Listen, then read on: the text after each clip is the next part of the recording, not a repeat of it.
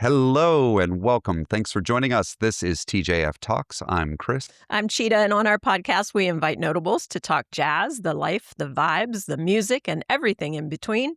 It's something we like to call improvisations. Well, today we welcome Chad Herzog, a cultural strategist, storyteller, and the Associate Vice President of the Arizona Arts at the University of Arizona.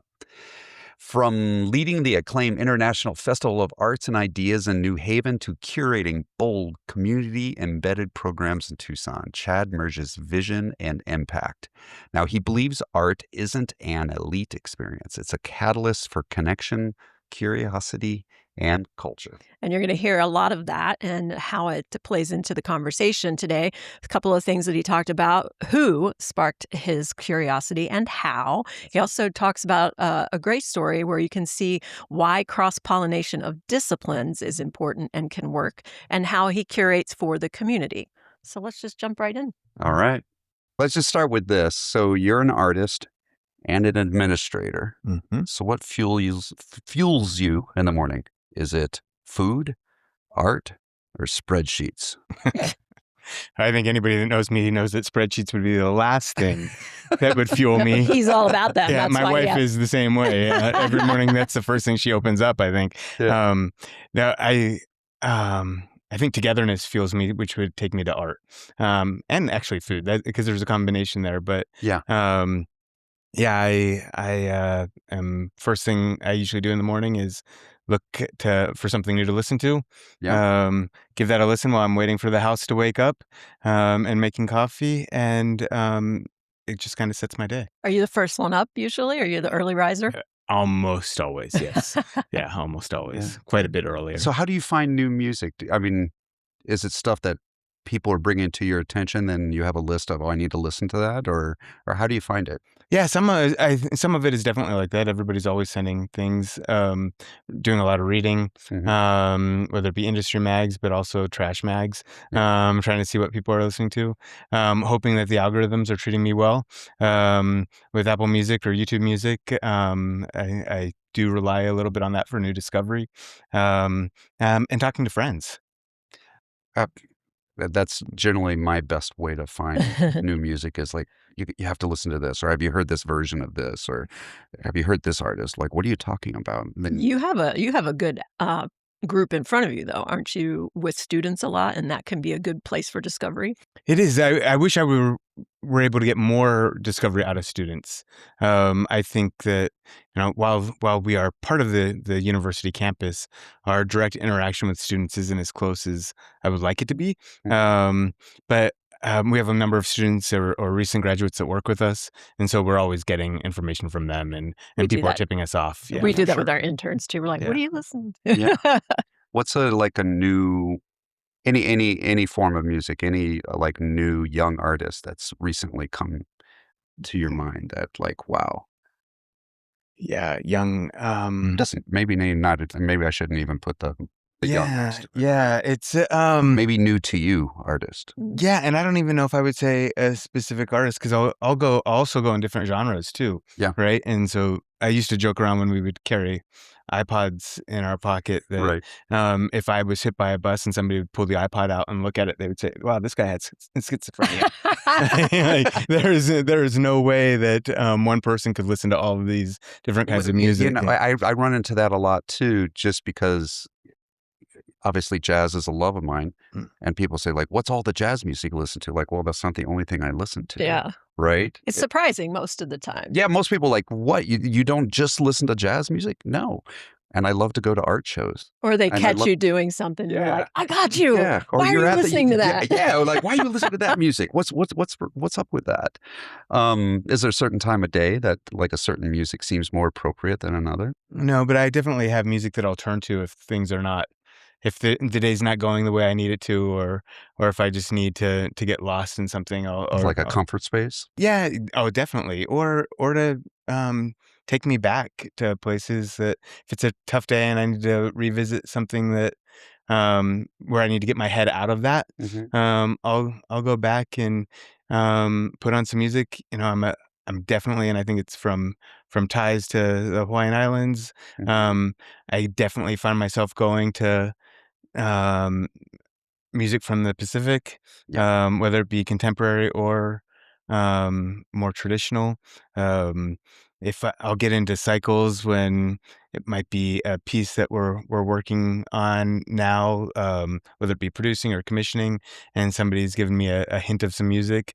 I'll go down that train or on that train for a little while. Yeah. And we just had Kerbasi from Ukraine with us, and that took me in a whole lot of different directions, whether it be traditional music from that region to listening to bands or symphonies that are making music in that area now, that in the non-traditional realm of things. So yeah, it's all about exploration. It's all about curiosity. And it's kind of how I got into all of this, actually. Right. Yeah. Yeah, that you're just like naturally, intellectually curious about art and you want to discover things. Say more about that. Yeah. Well, where I was lucky is in middle school, jazz band, and this is when I thought maybe I could be a musician. I'm not. We've all done. That's At least 1 minute. maybe a little recovering. There's a little bit. I tell people I'm not a quitter. That was something I should have quit on early on. But it's good you didn't, because your math scores went up. Yeah, perhaps. What was great though is we had every Wednesdays we were told not to bring our instruments into the music room, but instead we had listening sessions. And our band director, Mr. Bjorna, had couches set up, kind of this lounge area, and we would sit and he would spin music for us, and That's awesome. we would talk about it. And this was 7th, 8th grade. Learning how to talk about music, learning where this music was coming from, but really sparking curiosity. And I would go from those listening sessions to whether it be the local library, or instead of allowance, my mom would take me to the record store and I'd get to buy music. That's what we did. And I would either buy music or go to the library, check out music. And I'd come home and make mixtapes. This was still in those days, early 90s, where I was making mixtapes, and I'd make mixtapes for my friends. And I would take things like Coltrane or Parker or Ella and put them up to what we were hearing on the radio today. And I tell people now that looking back, that was my first really take on curating, right? And deciding who my audience was. That was my friends or family group, and knowing that I was trying to bring new music to them that I had discovered that I wanted them to hear, but how do I get to them? So I would take this music that they were listening to, and those were the days where you'd call the radio station for current music and make your request and just wait with your finger on that record button. And nobody say anything. I got to get it. Well, not only that, but hope the DJ wasn't sitting there and talking their way over in. it. Yeah, that's hilarious. I hate it when they do. And I'd hit record, and then every week I'd give those cassettes out to people, and the next week they'd return them to me, and I'd do it all over again. And that was really the course of my definitely my 8th grade year of middle school. That's as I was making music.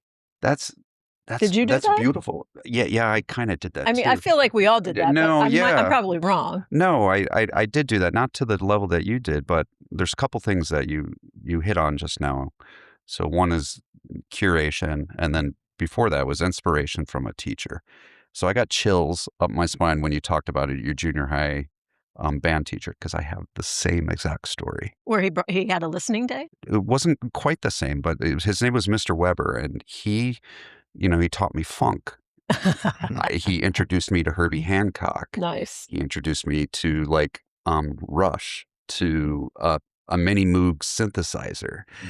He brought one in, which was really kind of newer technology in the early 80s when we were in, but like all these new experiences, you didn't know what you didn't know. And then all of a sudden it's being presented to you and you're hearing it and you're listening it. And how much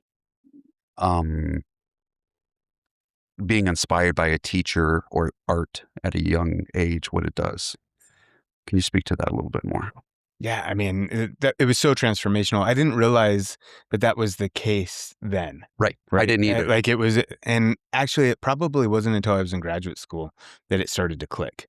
and this is Bruce Bjorna. I need to find him, and I've actually told myself that a number of times, and I would love to sit next to him during a concert of something that we've brought in, so he could see the importance and how that really shaped my life. I didn't think I was going into this business though either, right? Like this, I went from high school to trying to decide what I wanted to be when I grew up, and thought, well, I'm going to be a dentist.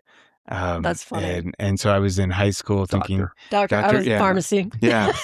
I wanted to be a dentist because my uncle and my next door neighbor were dentists, and I saw that they really only appeared to be working 2.5 days a week. Right. And I thought that's the way I want to do it. And so, And then you went into the arts, which is not that. no, at it's not all. that It's at all. working every day of the week and year. Yeah. But I found this college in central Pennsylvania because they had 100% acceptance rate into dental school. And I thought, well, that's where I'm going to go. And was really not even thinking about anything except that. Like, I need to do my 4 years, my time, right? And do my time, take my 4 years in and go on to dental school. And where, talking about education, where it shapes you, because I don't feel like I had a lot of that in high school. Like, I talk about that middle school experience, but then high school, it was a good time. Big, gigantic high school in North Phoenix, when they couldn't build enough high schools fast enough. And so I don't think there was really anything special about my high school experience. But then when I got to college, I was lucky to be studying to be a dentist, but at the same time at a liberal arts school where I was forced to take classes outside of the sciences. And it was while taking those classes that I realized that this world was a lot bigger than working 2.5 days a week. And it were those classes that I learned that you could write a 5-paragraph essay, or you could write an essay and it didn't just have to be 5 paragraphs, because that's what we were allowed to write in high school, right? Yeah. Like, turn in your 5-paragraph essay about such and such a topic. Where I got to college and it was like, a creative writing course really allowed me to create. And then it was art history courses there that I was taking, first with Karen Roselle and then with Philip Ehrenfeit. And Philip, he arrived my second year of college when I still was telling people I was going to be a dentist, but he was the former gallery director of the Johnson & Johnson collection. Oh, okay. And it was meeting him where it clicked that, oh, you can make a living in this art world, in this business, by not being necessarily a faculty member or a creator or dare I say artist, but also as an arts administrator. And so I was taking classes with him, really thinking that I was going to go into the museum world, and had some great internships in museums, some pretty notable museums around the country. And then, kind of fell into the performance side later. Yeah. You describe it almost as luck, but luck is the determination in the work followed by opportunity. So I don't think it's dumb luck that you're in the space that you're in now, right? You've put in the work. You've been curious about it since a young age, making mixtapes, and now you're at Arizona Arts, curating amazing work, and it's gone through a lot of transformation in the last several years. I mean, you birthed it from its previous entity. Can you talk about that transformation and the direction from where you've come from, where you're going? Yeah. And that was really the charge I was given to come here, right? Right. And why this was so interesting for me is it wasn't about coming and taking a program that was chugging along, doing quite fine, and had the entire community supporting it. It was coming in and taking a program that had been around for a long time, but had maybe gotten a little tired. Still doing great work, but doing the same kind of work. And so I was charged with really blowing that up and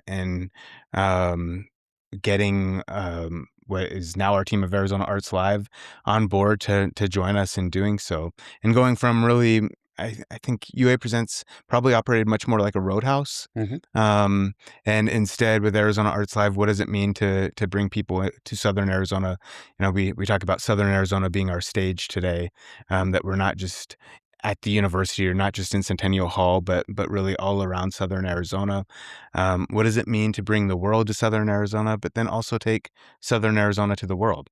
And that's the work that we've been trying to do. I think some of the things we're most proud of is um, when 6 years ago, when we arrived at Tucson, the average age of our audience was 75 to 85.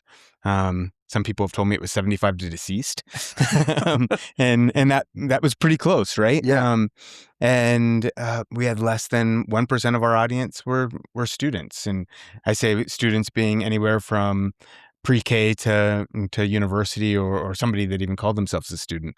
And today, that average age of our audience has changed to 35 to 55. Nice. And our student numbers are over 30% of our audience is made up of students.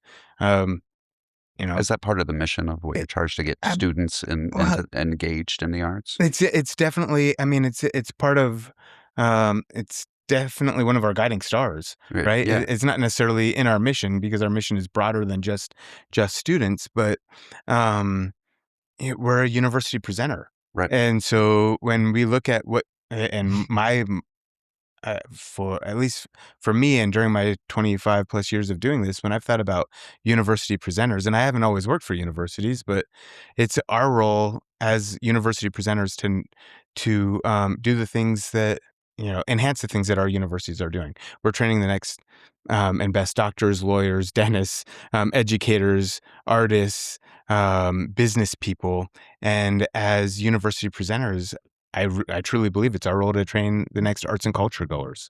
Well, Um, it sounds to me, and this is my experience from school, was it's good to have those opportunities in front of you, and so you need to find those things to present to them so they can have that same curiosity huh. that you had, and you can at least offer it to them to see if they do have that, and then that can help determine their next It's true, though. road. I would say often people are like, "Well, how do you curate for students?" Well, it's not even curating for students, Right. because the first part is how do you invite students to these performances? How do you invite your community here? Yes, we the role of a curator, depending on how you want to look at it, whether you're sitting in a throne like this, or another throne, or you've democratized the process, or there are so many directions we could go, and we could spend hours talking about the role of a curator. But really, it's about knowing your community, gaining trust within your community, and inviting your community to join you. And hopefully that all spins and starts working the other direction, where your community starts inviting you into the process, right? Mhm. And inviting you to be part of it, and including you into their neighborhoods. When we talk about Southern Arizona being our stage, Right. we're not going to knocking on some random person's door and saying, we want to put something up here, right? But instead, we're hoping that we've developed relationships through, again, engagement, or other trustworthy activities, that person is coming to us saying, we want to work with you here. And so, Yeah. and that's something we're proud of. In addition to the jazz festival last year, we had over 140 other different partners in this community that we worked with, and that shows that we're not trying to be the big almighty 600, 800,000 pound gorilla at a university, where a lot Right. of times universities can be, but instead be one with this community that we live in and are very proud to live in. Well, and I've seen that significant difference over the last 5 For sure. years for Yeah. sure, because I've been here for about 30 now, and it's definitely different the Yeah. way you're out there touching everyone and being a part of the community. Yeah. A lot of times at universities, you'll see it, they become insular and disconnected Mhm. to the community around them. And it's very obvious from the outsider looking in, and with our relationship to that, connecting the community to what you're doing to the arts and to the university is important. But I also know that you want to serve the artist as well. 100%. Yeah. So how do you make that balance between serving the artist, serving the community, and making the business? Because it is business, It is right? And we business, have yeah. to figure out how to make the X's and O's line up. How do you balance that? It's a Yeah. difficult balance, It can be a very difficult balance, especially when you throw the business word into it, right? right? And how do you balance it out? Um, when we talk about balancing it out, that's where we're lucky to have partners and within the community and philanthropic support and people who are buying their tickets and buying their tickets early. Yeah. Something that doesn't happen all the time in this community, Yes. but we try to push people to. Those are the ways that we're able to take the risks that we do when we're making the impact we truly are on here in Tucson. I think when we talk about our relationship with the artists that we're working with and really bringing them into Southern Arizona, it's we're constantly communicating with them before they ever get here. I can say that there are very few artists in my 25 years, maybe more than that, doing this, that I haven't seen perform live on stage in front of me before I've ever brought them onto a stage that I've been responsible for, Yeah. because I knew that I needed to be able to speak about their work, so that I could share it with the community that I was living in, the community that I'm working for, um, in order to get an audience to experience what they were about to see. So that's a big part of it. Usually, after I see something, a relationship begins to develop with these artists, and so we spend a lot of time talking about what it means. And before they ever come to Tucson, and I have colleagues that they'll book their season by watching YouTube videos Mm. and contacting the agent. And I sadly know some people that have welcomed artists to their community and haven't even been there for it. And that's not the way that I've ever intended to work. And so we spend a lot of time really getting to know each other, developing those relationships, so that when something like Ballet BC is here last week, where they would do a dance performance and maybe a master class with the School of Dance. And instead they were in nutrition classes. They were working with the university's gymnastics team. They were working with community centers in town and local high schools. And Wow. by day 2 of being here, the artistic director came to me and said, "We've never worked this hard in a community." That's good. But they That's were good. loving every bit of it, because Right. it was pushing them in ways that they weren't used to being pushed to. Or, going back to when we welcome music performers, yeah, it would be very easy for us to just put them in a local high school's music class or something with the University School of Music. But what does it really mean to be places where people are talking about the music, sharing these stories, hearing everything that goes well beyond what's on stage? And the best thing is you then see those people who show up for the concert, and there's huge fandom there. Right. So I think a lot of people on the outs again that are in the business think that like, okay, you bring a group here, they perform. Even in the outreach stuff, just all these outreach things just sort of happened magically, and there's no thought or anything. People are knocking on your door to make them happen. But what I'm hearing is that you're creatively finding ways and of like, hey, how about this? What if you did something with this? Or I've talked to this person, I have this connection. I feel like this could be a good thing. How's that process work to find new ways of engaging an artist within our community and vice versa? Yeah, and that's something that again isn't something that I just started believing in, right? Yeah. That is really the foundation of the work that I've done over the course of my entire career here with Arizona Arts Live. I'm very lucky because Claire Hunter, who is our engagement coordinator, she gets it. And we're able to sit and dream together. And I say this with our entire staff with Arizona Arts Live. I have the best job there because I sit and I have all of these big dreams, and then I have an incredible staff that makes the dreams come true. And there's no better way to work for me. Yeah. And then to watch our staff really to jump onto that and go. I think what's evolving and what's been a lot of fun watching Claire in her role is she's dreaming too, right? And Mhm. so I'm not dreaming by myself anymore. And not only is she dreaming, but she's executing, and she gets that the work we're trying to do out there is why take the easy way? Yeah.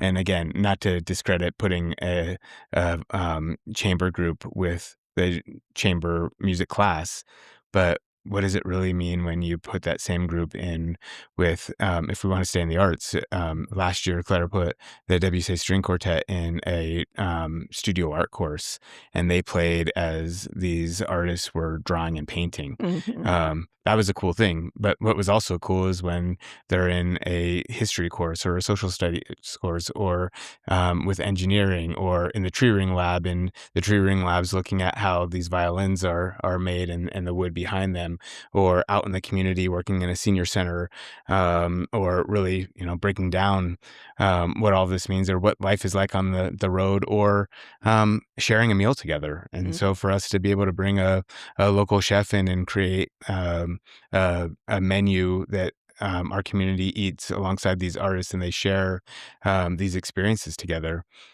It's a lot more fun than going and doing a master class. Goes along with that whole saying, the quote, "We're more alike than we are different." Oh, And so engineers with with music, the yeah, and musicians. everything that you just spoke of, Yeah. yeah, just finding our likenesses, our connections within the community. I love the work that you do there. I love our collaborations that we do Yeah. together. And I know you love jazz music. I know you love free jazz. I know you love all sorts of different types of things. But like, do you have a moment that like when like jazz, especially, just like clicked for you, and it like, oh, I get this, or Yeah, I mean, this goes back to that that junior high? 8th grade time, right? Yeah, When, um, whether it be, and I bring up Charlie Parker a lot, the bird, but then, Max Roach, and, watching these videos of Max Roach play, Buddy Rich, he's and sing. insane. Yeah, He's insane just to watch. Yeah. and yeah, totally insane. And where I was lucky is, the drum kit I was playing was my uncle's Slingerland, and it looked just like Buddy Rich's. And I Yeah. thought, this is incredible. The only thing that I had in common, though, is that my drum kit had the same sparkles as his. Nothing else. Nothing else. And that's where that's where the That's comparison pretty, stops. pretty end. It collects But dust like, better. yeah. But watching that, I think, my freshman year of high school, going to the Scottsdale Center for the Arts and seeing Dizzy, uh, Mm. and what would have been a year before his death, right? Mhm. And sitting in that audience, and I can tell you then, and this is something that I've experienced really, thankfully, up until, or maybe not thankfully, but thankfully for me today, up until about 10 years ago, where I was always the youngest person in the room, Yeah. right? But I remember being the youngest person in that room for so many concerts. But watching Dizzy or Chick Corea in that same room, that at Scottsdale Center for the Arts, and just being blown away by what I was seeing on stage, but probably more so, and I think the catch with why I'm doing and why I do this work today is, that when you're in a room like that, and everybody's sharing that experience, it's not long before you realize that the people on both sides of you and in front of and back of you, you're breathing together. Your heart, you know your heart is in sync together, and you know that you have this togetherness that you didn't have an hour before. And for me, I think what I try to do is how do I keep that, and how do we keep those experiences? How do we draw out that experience today so that that continues after you leave the performance? And that's the part that actually, I was early on in my career, maybe my first or second year, somebody from Arizona came to Central Pennsylvania, to be on our stage, and that was cowboy poet Baxter Black. Uh-huh. And Baxter Black was from Benson, large animal veterinarian, and big presence on National Public Radio, and had a column in every syndicated column across the country. Sold out performance, of this poet doing cowboy poetry on a stage in front of 900 people, and the place just had a great time, erupted in laughter. And afterwards, everybody left, and I was like, "Okay, Baxter, I can take you back to your hotel." And he said, "Chad, before you go rushing along, I want you to come sit with me." And we sat in the middle of the auditorium, and he said, "You can't leave spaces like this and allow this energy just to go out. It's Mm. like, you need to hold on to this because you created this. you created the energy that's here. Wow. And that was so important to me. And as I've been lucky enough to teach over the last 20 years, or bring new people into this business, it's something that I really try to do is hold on to that. And so, in fact, somebody who's been in the business longer than I have, but opened up a space like that is when David Slutz and Charlie opened up La Rosa. One of the things that I told them is, if you can't leave this room, you need to stay in here, feel that energy, Yeah. do that. And it's something I believe in. We're so lucky to be able to bring people together as audience members, bring those artists with us, and to share these experiences and create these experiences that we can't just, at the end of that gig, turn off the lights and tell everybody to go home and expect that it should be all over. Yeah. Because we've wasted that energy then. That's powerful. Very. And I always ask one question at the end, and I think you just answered I was it. just going to It's say like that. on multiple levels. I always ask, like, why He's does reading your mind. yeah, like why does live performance matter? Why does live music matter? And you just gave There it like is. literally a dissertation on that. Yeah. But in the most passionate, compassionate manner that I've heard articulated Organically. organically. Yeah, without asking. It's a special thing. It is, It's a special thing. connecting arts is a special thing. And it's never about, trying to bring somebody to the artistic side and become an artist or nothing like that. It's where I've said this myself, it's where we are most human. When Yeah. we're around live performance and a music, and it hits a different part of our psyche that nothing else can. Yeah, no, that's so true. And so we need to act that way. Yeah. Right? We need to act human. And that means that as we, as producers, curators, presenters of this work, we can't talk about it at a level that is way up here. Yeah. Like, that's stupid. Bring it down. Bring it Yeah. down. This is human nature. This is a human thing. Let's do this so that everybody can experience it. Let's make it accessible. And let's make it something that stays with us. So for them to access and get their curiosity flowing and be human with the other people, they can go to ArizonaArtsLive.com. ArizonaArtsLive.com. Very Let's good. share breath together. Let's experience unexpected together. Share breath, break bread, Yeah, have a let's drink, experience the unexpected. breathe together. I love it. Chad, Thank thank you you. so much for Yeah, being thanks here. so much. Thanks for the I opportunity. appreciate it. That was great. Yeah, thank you.